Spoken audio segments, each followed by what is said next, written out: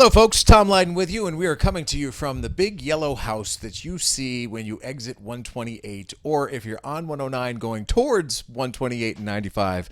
I'm sure you're familiar with this landmark in Westwood. It is Dental Arts of Westwood, and happy to be joined today by Dr. Dan Kazachkov. I got it, didn't I? You did. Nailed it. And Dr. Alana Bednarz. Yours is much easier. Yes. He throws me off at the end. I was getting a little bit nervous there as we were setting this up. But first of all, I always start off by saying thank you so much for your support of Westwood Living. I can't wait to team up and tell people around here much more about your practice, which is very comprehensive. And I'm going to have Dr. Dan start first, Alana, and have him share the story of the growth of this place, the vision originally, and where things have gone since Dental Arts of Westwood was born. It's a long story, but we came to this town back in 2010, and this building used to be run by Remax at that point. That was a fun experience all in itself. I'm sure the building department will fill you in on Remax in Westwood. But in 2010 we started our construction. We finished in 2011 building up the downstairs floor, and then we slowly started to go from 2 chairs to 3 chairs to 4 chairs to 14 chairs now. We have an in-house orthodontist, Dr. Alana, here, which helped us really expand into a full comprehensive practice. We do dental implants, have periodontists on hand, which really help us out and put us into a different spectrum of what we can do here and what we can restore here. The potential we have to bring people's smiles back when they literally have no teeth left behind. We've brought more specialists as we grew. We have an endodontist that does root canals now for emergency patients that ever come in.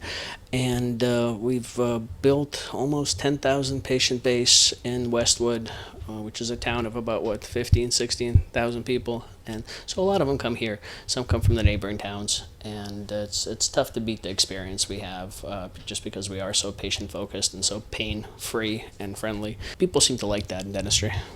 So, Alana, your turn. Yes. How did you join this family? So I joined about a little over 2 years ago. I went to Tufts Dental back in the day, with Dr. Dan. We're both Tufts grads. And, I was looking to come into this area. My husband's from around the area. I am not. I'm originally from New Hampshire. But he persuaded me, and then once I stepped foot in this office, I knew this is exactly where I wanted to be. I absolutely love this office. It's an amazing patient experience. We have everything right here, so anytime I have a question for a provider, I have an immediate response for the patient. So we're really able to provide patients with full comprehensive care. You talked about the growth going from how many chairs at the beginning? We started with 2. Yeah. And what's the number now? 2 poorly installed chairs by a company that had to come here every day and check the water. Then we switched those 2 chairs out to 2 better chairs, and then we continued to the good chairs all through and through. And we added probably at a rate of 1 chair a year for the first 4 years, and then we started adding at about a rate of 2 chairs a year after that. So we have 14 now. Well, technology changes so much in the dental field.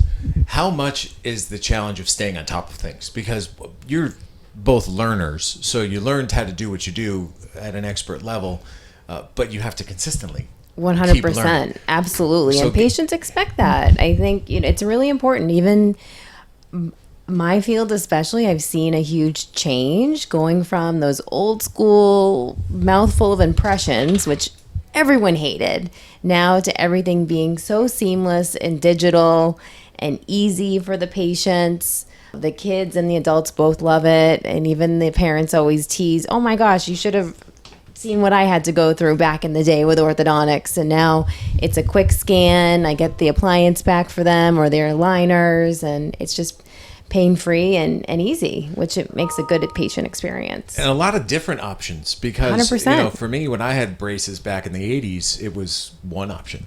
Yep. That's it.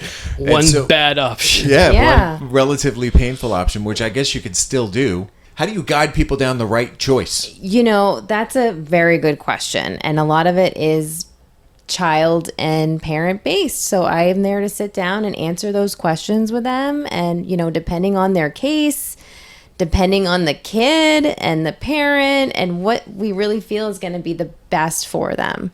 And I always, let parents know, I'm like, hey, I'm going to fully support you with this choice, as I also think it's a great choice. And if we have bumps in the road, that's what I'm here for. I'm able to switch gears. Let's say we start with that Invisalign and we're having some difficulty keeping those aligners in. We're going to try. That's a very nice way of saying that. But I always we're have having those. some difficulties keeping those aligners I in. have those old school braces in my back pocket that do wonders as well, and sometimes that is the best option for kids too. And you're talking a lot about kids, but so orthodonture also can apply to adults. 100%. And I'm sure you see many adults. Many adults. I would say, 5 years ago, I was seeing 70 to 80% children, and now the tables have shifted. More and more adults are wanting to fix their smile, fix their bite. And I feel like Invisalign especially has really opened that door for adults. Mm-hmm. And you mentioned, technology and staying up on things. Kids don't care what you use on them. It's the adults that come in and they have the questions about the technology and stuff like that. So those are the real consumers that are well educated and they're aware of what's out there, sometimes more than some of the doctors are. Just like physicians don't every time that there's a new medication get an update for it. A lot of dentists are out there not keeping up with the technology and the stuff that we truly enjoy doing. So for us, we love what we do as our field. We love what we do for our job. So it's kind of easy to keep up on the technological aspect of making this field more pleasant for the patient and the consumer. So yeah, the advertising that's done by these major companies like Invisalign has really gotten people to research and see what's out there. And if you can't answer these questions for the people that are looking for the stuff that they're trying to buy, you're going to be left behind. You're very much in a service industry that has results at the finish line. Very easy to tell whether or not you did a good job, right? Yes. This is the best way to say it. Everybody's got an opinion. Yeah, sure. Yeah. But one of the things I love about any service industry is that it is about the customer service and about the experience. And I get the sense that you want to be engaged with the community. You want it to be a positive customer service experience. And to that point, I mean, look at what you're sponsoring in the publication. The Athlete of the Month and engaging in the community is a very cool thing. And what you're able to do with Bridget Mulkeen, who was featured in our June issue, was, you presented her with a little gift basket. So I would have to guess, just knowing you for only a couple of weeks at this point, that really defines who you are. There's a lot about the personal connection, isn't there? Yes. We get to know patients and their families. It's not just an in and out appointment. I know my patients, I consider a lot of them to be friends at this point. And I love being a part of the community, running into people, saying hi at the gym and, or going into the classrooms and seeing their parent being like, oh, hey, you saw my daughter the other day and going into her classroom and she thought that was great, brushing off those sugar bugs and all those presentations that we do. It's really important, I think, for the kids to be aware of dental hygiene and getting in the community and feeling that, we're a part of that, because it's important. It's important that they're comfortable with who their provider is. Dr. Dan, you and I began talking briefly before we hit record about the concept of Botox and fillers and how that has changed. And you educated me a little bit because I didn't understand how that really entered the realm of dentistry. So maybe a little education in that regard as to how dentists became the go-to for fillers and that type of stuff. Weird, huh? Yeah, you'd never think about it. But when you think about people interacting with the head and neck of a patient, it's usually not your physician. I mean, maybe he'll look in your throat for a second. Maybe he'll feel your glands. But I'm sitting there looking at patients' heads 24/7. And we're injecting patients in the mouth. We're injecting patients outside of the mouth. So it's hard for me to think of a more qualified professional than a dentist or a plastic surgeon to do something like Botox. And unfortunately, most plastic surgeons will just pawn it off to one of their nurse practitioners, which is wonderful. But I would rather have the expertise that Dr. Alana provides in my face and my mouth, which I do. Why, thank you. My pleasure. And the results I've gotten from my TMJ, we won't talk about wrinkles, but my TMJ has been phenomenal.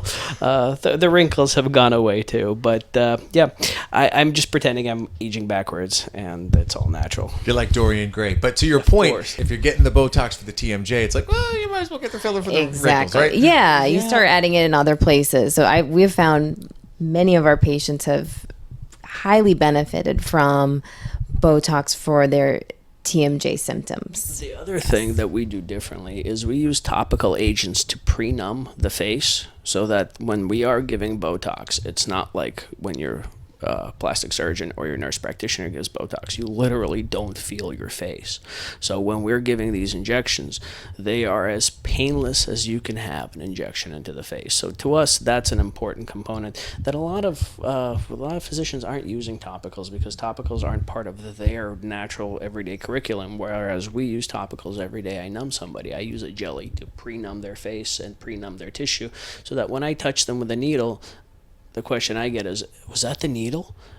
And yeah, it was the needle, and it doesn't always have to hurt. Whether it's Botox, whether it's dentistry, the pain aspect of this field is from the past. And a lot of what Dr. Alana was saying as far as teaching kids that, hey, dentistry is not what it used to be. It's not what your parents scare you with sometimes. It's an actual pleasant experience, dare I say, when you get the crap cleaned off your teeth. You know, nobody ever goes, oh man, I wish I had that stuff back on. Mm-hmm. And if you do things right, you don't have to live the lifestyle that your parents did where, you know, they got these big silver fillings at a young age and then they got their crowns early and they got their root canals early. If people are, you know, sticking to prevention and keeping their stuff clean at home and we're able to help them, guide them in education, that really is where our job shines, isn't cutting teeth and fixing them. It's preventing people from getting them damaged in the first place. Well, you'll get a kick out of this as a dentist and orthodontist. I just filled out a little survey. I was doing a personality profile for my company, Best Version Media. They said, what's something that you know now that you wish you knew 40 years ago?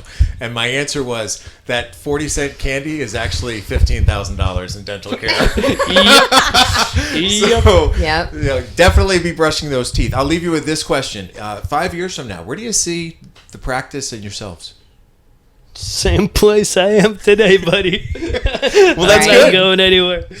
Yeah, so I think I've got some big plans for the future that I might not ever do, but what we were thinking of maybe bringing in sedation dentistry for people that just cannot handle being awake for certain procedures that are maybe too intense for them. So things like that would, you know, really put this into a hospital style of environment, and we'd probably use the top floor for that, but that's just a pipe dream for now.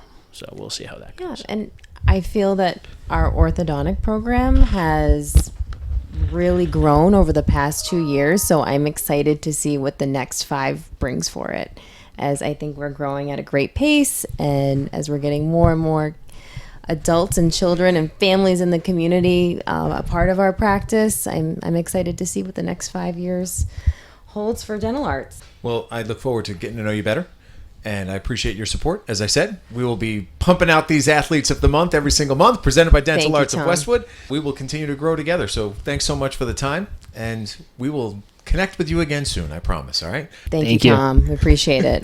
Pleasure. That is Dr. Dan Kazachkov and Dr. Alana Bednarz from Dental Arts of Westwood. Thanks so much for listening to this edition of the Westwood Living Podcast.